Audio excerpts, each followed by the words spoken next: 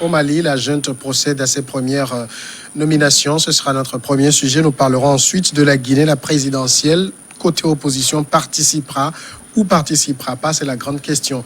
On ira du côté du Niger où l'opposition a créé une coalition pour l'alternance politique en 2021. Ça s'appelle la CAP 2021. Et puis le Togo, là, on va parler de la préfecture de Yoto et ses soupçons de détournement de fonds portant sur au moins 300 millions de francs CFA. Voilà pour les sujets à aborder. Vivien Tobien est avec nous, directeur de publication de Plume Libre. Bonsoir Vivien. Bonsoir Samuel, bonsoir aux confrères et à tous ceux qui nous regardent. Face à vous, Komi Mayaba, le Sorbonnard. Bonsoir, Komi Mayaba. Oui, bonsoir Samuel, bonsoir à tous ceux qui nous suivent actuellement. Et à vos côtés, Adam Adjronou, Vision d'Afrique. Bonsoir, Adam. Bonsoir Samuel, bonsoir à tous les Togolais et qui sont Togolais, tous ceux qui sont de par le monde. Et c'est vendredi, on va finir avec les notes comme tous les vendredis. Il paraît que c'est un moment un peu redouté, attendu par beaucoup également, Vivien. Bien sûr, je crois que c'est le moment de l'émission que beaucoup de personnes suivent le plus, oui. Surtout les personnalités et autorités. Parce qu'il y a des notes qui sortent qui peuvent soit vous blâmer ou vous blanchir. En tout cas, l'objectif est d'apprécier ce qui est fait par les uns et les autres. Le Mali, on commence par là. Le CNSP, le Conseil national pour le salut du peuple, comité national mis en place par les militaires depuis le coup d'État du 18 août, continue de se structurer. Plusieurs nominations ont eu lieu au moment où l'ancien président Ibeka était admis à l'hôpital. La junte prend les marques. Elle vient de procéder à une série de nominations décidées par son commandement militaire. Parmi ces nominations, celle d'un conseiller spécial du chef de la junte chargé de l'information et de la communication, Cheikh Oumar Traoré. C'est un consultant. Un autre civil a été également nommé, Dr Youssouf Koulibaly. Il est conseiller spécial du chef de la junte chargé des affaires juridiques. Adam Adjronou, vous ne voyez pas là une junte qui se projette dans la durée avec ces nominations? Je crois que tout lecteur de l'actualité malienne peut quand même se présager de ce regard-là de la junte. Puisque vous savez, les gens sont partis d'une mutinerie et ils sont aujourd'hui en train carrément de se donner un peu, disons, une certaine légitimité, puisque l'illégitimité était déjà même conçue. Si entre-temps, la junte avait eu l'adhésion populaire des Maliens, au fil du temps, il s'est carrément effrité parce que, vous savez, les appétits de gouvernance commençaient pas à se nourrir au niveau surtout de la classe politique civile du Mali, ce qui, naturellement, n'était pas de l'avis aussi de la junte qui veut réellement se projeter dans la durée qu'on venait de le dire, mais également de se renforcer en créant au niveau des institutions. Mais vous savez, lorsque cette junte-là a eu des difficultés, c'est vrai, au début, après ce coup, comme je le disais, de l'adhésion à l'effritement de la classe civile qui n'était plus d'accord avec cette junte-là qui nourrissait réellement des ambitions à pouvoir donc rester aussi longtemps, disons, au pouvoir avec des réminiscences qu'ils essayaient de faire prévaloir. Quand bien même que ces réminiscences n'étaient pas l'adhésion, du moins au niveau interne, qu'à l'international. Mais il faut savoir, à partir du moment où ils maintiennent, ou carrément ont la manette en main, il faudrait quand même qu'au niveau des institutions, ils aient quand même ce terre-là regardant. Puisque vous savez, le chef d'état-major avait été aussi arrêté. Et lorsqu'on parle aussi des renseignements, etc., il faudrait quand même qu'ils aient les outils nécessaires pour pouvoir leur permettre de ne pas être surpris, parce que nous l'avons dit, ce coup d'État, même si on dit il a été beaucoup plus professionnalisé, on voit que ce sont des militaires, les hauts gradés qui étaient à l'avant-garde. Il n'en demeure pas moins de pouvoir concevoir que ce n'était pas l'entièreté de l'armée malienne qui était derrière, mais c'est pas le moment, parce que vous savez, moi j'ai sorti une tribune où il y avait même certains généraux qui exigeaient la libération d'un certain nombre de généraux arrêtés, qui n'étaient pas d'avis parce qu'on ne voyait pas en quoi on leur reprochait néanmoins. Mais étant donné que nous sommes ici dans l'utilisation des armes, il va falloir réellement arrêter un certain nombre de dents, même si on n'a pas les motifs réels pour les arrêter. Il faut les arrêter pour permettre à ce qu'on puisse mettre en place des institutions crédibles au regard de ce qui s'est terminé au niveau de l'agence. C'est ce qui a été fait. Donc je pense qu'on peut quand même leur concéder, parce qu'il faudrait quand même avoir les renseignements. Il faut quand même avoir un dirigeant qui puisse donc gouverner l'armée, etc. Et ça, c'est normal. Et je crois savoir aujourd'hui, ça voudrait dire certain, puisque depuis lors, il n'y a pas eu de général qui s'est à part un général seulement, qui s'est réellement a eu l'adhésion quand même, essayait donc de prévaloir du fait qu'il était derrière ce coup d'État. Mais aujourd'hui, on voit avec ces nominations, ça voudrait dire quelque part qu'il y avait d'autres généraux qui ne sont pas fait montrer au début de ce coup d'État, mais qui continuent aujourd'hui pas faire, parce que ces nominations vont toujours continuer. Comme Imayaba, justement, quand on regarde dans le lot des personnes nommées, il y a 2 généraux. Il y a un qui a été nommé au niveau du secrétariat du ministère de la Défense, et un autre qui prend le commandement de l'armée. C'est-à-dire, cette jeune se comporte véritablement comme les chefs d'État aujourd'hui. Hein. Oui, en fait, moi, je le disais, hein, quand il était question, quand le coup d'État était survenu depuis le 18, je disais que la junte ou l'armée ambitionne rester longtemps par rapport à cette, comment l'appelle-t-on, Prise de pouvoir. Oui, en fait, par rapport à ce qu'on est en train de créer, la transition, cette transition, je crois que la junte désire, ambitionne faire longtemps au pouvoir. Donc c'est pourquoi actuellement, même avec la nomination qui a été effectuée, vous voyez déjà au commandement, nous avons 3 généraux, enfin 2 généraux, un colonel, et puis au niveau des civils, je crois, il y a 2 qui ont été nommés. C'est vrai, est-ce que c'est l'adhésion de tous ceux qui ont aspiré que ce coup d'État ait lieu par rapport, si vous voyez déjà le mouvement de M5, aujourd'hui, Diko qui est en train de crier son ras-le-bol par rapport à la gestion de l'armée pour cette transition, puisque le mouvement estime qu'après avoir opéré ce coup d'État, il faut qu'on remette le pouvoir carrément aux civils. Maintenant, c'est ce que nous voyons, nous ne semblons pas voir, parce que quand vous regardez un peu, cette armée ambitionne aller loin avec cette transition-là, et c'est ce que nous allons peut-être voir dans les jours à venir. S'il n'y a pas une assise nationale pour définir les bases solides de cette transition, je crois que nous risquons d'assister à un autre feuilleton qui risque maintenant de donner une autre allure à cette situation que nous vivons au Mali. Alors, regardez un peu, c'est là que je dis, c'est la défaillance au niveau des chefs d'État de la CEDEAO. Aujourd'hui, quand vous regardez un peu, ça veut dire que les chefs d'État de la CEDEAO ont failli à leur mission. Nous l'avons dit ici. Si il n'y a pas de loi constitutionnelle et que c'est maintenant l'armée qui fait son diktat, parce qu'il y a un coup d'État que c'est eux qui vont nommer pour la survie du Mali. C'est vrai, tout le monde parle au nom des Maliens. Aujourd'hui même, Diko qui est là-bas au M5, vous allez voir qu'il y aura un décryptage au niveau même de ce mouvement et la junte. Je crois que forcément, il va falloir qu'il y ait une discussion, une assise nationale pour que la junte et le mouvement, les civils, puissent définir une ligne claire, pour la gestion des affaires courantes en attendant l'organisation des élections propres. Justement, je pense qu'il y a une rencontre qui est prévue pour demain, samedi. Mais ici, on peut aussi s'interroger, hein, Vivien, quelle est la base juridique de cette junte-là? Parce que on n'est pas en transition, on est comme dans, c'est pas entre 2 frontières, il y a toujours un no man's land. On est dans une période où comment on qualifie cette période et sur quelle base on nomme des gens? C'est la période de coup d'État.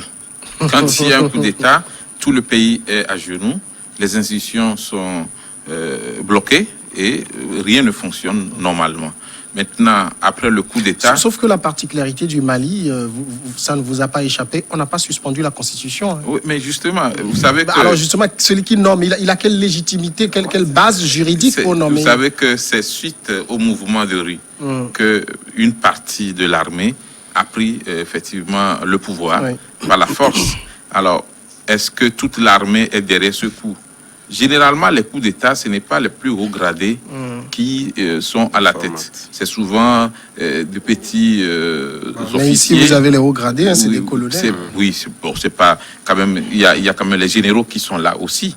Donc, ce n'est pas un général qui commande la junte, mais c'est un colonel qui commande la junte, et ça veut dire beaucoup de choses. Mais dans l'armée, on a pris l'habitude de se ranger du côté des plus forts, du moment où, après le coup d'État, vous n'allez jamais voir dans une armée, dans un pays, une armée qui dit, écoutez, nous sommes de l'armée, mais nous ne sommes pas concernés par le coup d'État effectué par une partie de l'armée.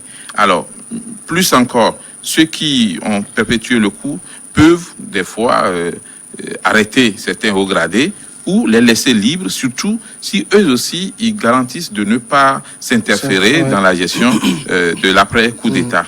Aujourd'hui, au Mali, le problème qui se pose, c'est ce qui s'est passé en Côte d'Ivoire, quand M. Gueye disait, bon écoutez, je ne suis pas un habitué du pouvoir, je suis juste venu pour balayer la maison. Mais après, il a fallu carrément un assassinat pour qu'il quitte le pouvoir. Parce qu'il n'a pas voulu effectivement balayer et puis quitter. Au début, l'armée dit toujours, c'est un coup d'État pour libérer le peuple, pour libérer le pays. Mais après, le pouvoir, c'est un virus et on en prend goût et on commence par s'asseoir. On prépare même les élections qui vont venir. Si on n'est pas candidat soi-même, on veut que son candidat civil ou ancien militaire soit quand même au pouvoir, pour éviter qu'on réponde devant la justice quand il y aura changement, et deux, aussi pour pouvoir garder certains privilèges. Aujourd'hui, la junte a peur pour son avenir, premièrement. Ensuite, la junte veut montrer que, pour le moment, c'est nous qui constituons le pouvoir, la force. Est-ce que la CEDEAO a échoué? Je ne crois pas qu'on puisse encore faire le bilan de la mission de la CEDEAO, puisque les discussions continuent toujours, mais c'est que on ne peut pas fonctionner quand on est une junte, qu'on ne peut pas fonctionner sans un minimum. Le minimum, c'est quoi? C'est d'avoir au moins un chargé de communication qui puisse relayer ce que vous allez décider. Le minimum, c'est d'avoir les renseignements. Parce que si les renseignements sont toujours aux ordres de l'ancien régime de IBK, vous n'allez rien contrôler. Et puis aussi, on prépare en même temps l'entrée d'autres personnes proches de la junte dans l'administration.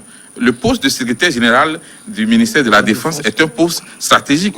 Et ce n'est pas du jour au lendemain qu'on va l'enlever. Ce monsieur qu'on a placé là-bas, quand il y aura un changement, il faudrait du temps pour qu'on puisse l'enlever. Donc, la junte est en train de prendre effectivement de la racine.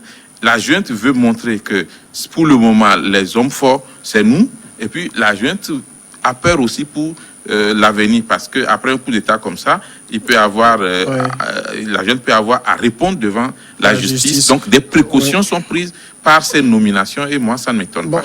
Des précautions, oui, mais la question de la base juridique se pose. C'est-à-dire, qui nomme? Non, bon, naturellement, c'est vrai, comme vous l'avez dit, la base juridique n'est pas là. Au jour d'aujourd'hui, lorsque vous prenez toutes les constitutions, partout ailleurs, ça n'a pas de définition claire.